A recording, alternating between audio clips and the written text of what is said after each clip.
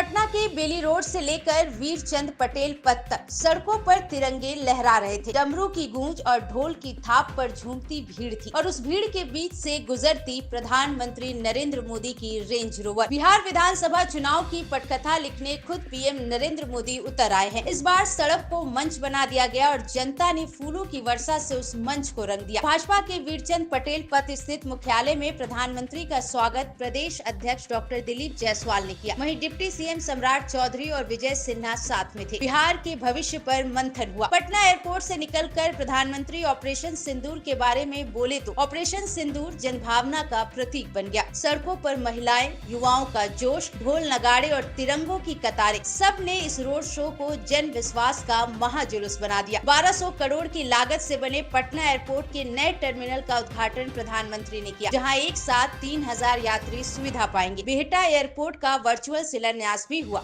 पटना के hoarding park में rail परियोजना का शिलान्यास। सोननगर से मोहम्मदगंज तक तीसरी रेल लाइन राष्ट्र को समर्पित की गई। पीएम मोदी बोले, ये प्रधानमंत्री का वादा है कि विकास सिर्फ वादों में नहीं, जमीन पर उतरेगा। विकास की उड़ान अब तेज होगी। रांची की गलियों में फिर एक साया मंडरा रहा है। वो साया जो दिखता नहीं लेकिन सांसें छीन लेता है, जिसने एक दौर में मार्क्स को जीवन का हिस्सा बना दिया था, वो फिर लौट आया है। रांची के डीसी मंजुनाथ भजंत्री की आवाज आज फिर शहर वासियों तक पहुंची। एहतियात बरतिए, भीड़ से बचिए और लक्षणों को नजरअंदाज मत कीजिए। कोरोना की वापसी पर घबराइए मत, सजग रहिए, यही असली दवा है। खांसी जुकाम हल्के नहीं, सावधानी जरूरी है। डीसी मंजुनाथ भजंत्री ने सभी जिला वासियों से एहतियात बरतने की अपील की है। उन्होंने बहती नाक, खार, गले में खराब, सिर दर्द, शरीर में दर्द, थकान जैसे लक्षण दिखने पर भीड़ से दूर रहें, मास्क लगाएं, घर में रहें और डॉक्टर से संपर्क करें। वहीं हाथ धोना और स्वच्छता का ध्यान रखने को कहा है। डीसी ने कहा कि सांस लेने में तकलीफ, ऑक्सीजन स्तर 93% से नीचे एवं 5 दिन से अधिक बुखार या खांसी रहे तो तुरंत अपने डॉक्टर से मिले। बिना जरूरत एंटीबायोटिक लेने से बचे। 60 साल से ऊपर या गंभीर बीमारी वाले ज्यादा अलर्ट रहे। सावधानी ही सबसे बड़ी सुरक्षा है। इंदौर से शुरू हुआ एक प्रेम और शिलांग की वादियों में आकर किसी रहस्य में गुम हो गया। राजा और सोनम, दो दिल जो बीते 11 मई को 7 फेरे लेकर जीवन की नई शुरुआत कर रहे थे। 22 मई की सुबह एक 2 व्हीलर पर सवार होकर निकले और फिर खो गए। शिलांग की किटिंग रोड से स्कूटी किराए पर ली और परिवार से आखिरी बार संपर्क किया। दोपहर ढलती रही, पहाड़ों पर बादल और धुंध छाती रही और मोबाइल नेटवर्क के उस पार केवल सन्नाटा बचा। फिर खबर आई, स्कूटी मिली है लवारिस हालत में, चाबी अब भी लगी, मगर राजा और सोनम का कोई पता नहीं। जहाँ प्रेम की निशानी बनते हैं फूलों के गुच्छे और हंसी की गूंज, वहाँ अब दौड़ रही है 4 खोजी टीमें, Meghalaya police, SDRF, home guards और गाँव के लोग। जंगलों की झाड़ियों को हटाया जा रहा है, गहरी खाइयों को टॉर्च की रोशनी से टटोला जा रहा है। हर चट्टान, हर मोड़ पर उन 2 सायों की तलाश है जो अचानक इस दुनिया से कट गए लगते हैं। नोगरियात और मावलाख्यात के बीहड़ रास्ते, जहां कपल्स अक्सर रोमांस की तलाश में आते हैं, अब वही पगडंडियां किसी अनहोनी की गवाह बनती जा रही है। डबल डेकर ब्रिज तक हर रास्ता छाना जा रहा है, हर आवाज पर कान लगाया जा रहा है, मगर जंगल की चुप्पी अब तक टूटी नहीं। राजा का बड़ा भाई इंदौर से भागा भागा शिलांग आया। आंखों में चिंता है और ओठों पर बस एक सवाल, मेरा भाई कहाँ है? हर दिन के साथ उम्मीद कमजोर होती जा रही है। मध्य प्रदेश के सीएम मोहन यादव ने भी चिंता जताई है, पर अभी तक कोई सुराग नहीं। गांव में सोनम की मां हर सुबह दुआ करती है, मेरी बेटी को कुछ न हो।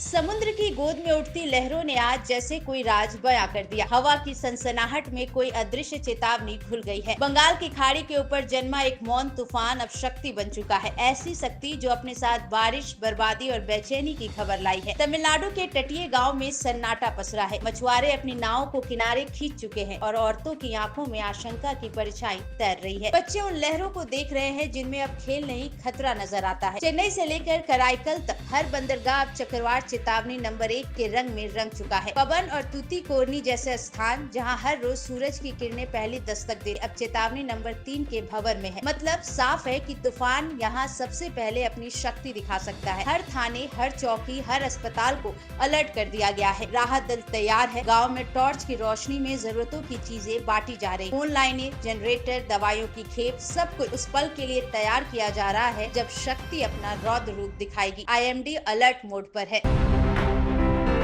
भगवान राम की तपोभूमि चित्रकूट एक ऐतिहासिक क्षण का साक्षी बना। भारतीय सेना प्रमुख जनरल उपेंद्र द्विवेदी अपनी धर्म पत्नी के साथ जब तुलसी पीठ पहुंचे तो यह आस्था, राष्ट्र, धर्म और गुरु शिष्य परंपरा की त्रिवेणी बन गई। जनरल द्विवेदी ने तुलसी पीठ में कांच मंदिर जाकर भगवान श्री राम की पूजा अर्चना की। इसके बाद जगत गुरु रामभद्राचार्य से मिले। वहाँ जो हुआ उसने न केवल श्रद्धालुओं को बल्कि पूरे देश को चौंका दिया। जगत गुरु रामभद्राचार्य के हवाले से मीडिया में आई खबर के अनुसार, मैंने उन्हें वही राम मंत्र दिया जो माता सीता ने हनुमान जी को दिया था, जिससे लंका विजय संभव हुई, और गुरु दक्षिणा में मांगा है पाकिस्तान के कब्जे वाला कश्मीर। सुबह 9 बजे सेना प्रमुख का हेलीकॉप्टर आरोग्य धाम परिसर में उतरा। सुरक्षा के लिहाज से चित्रकूट एक छावनी में बदल गया था। रास्तों पर बैरिकेड्स, हर मोड़ पर निगरानी। जनरल द्विवेदी ने गुरुदेव के चरणों में बैठकर उनके स्वास्थ्य की जानकारी ली, आशीर्वाद लिया। अब पूरे देश में उठ रहा है सवाल, क्या चित्रकूट की ये दीक्षा भारत के लिए एक नई रणनीतिक भूमिका की शुरुआत है?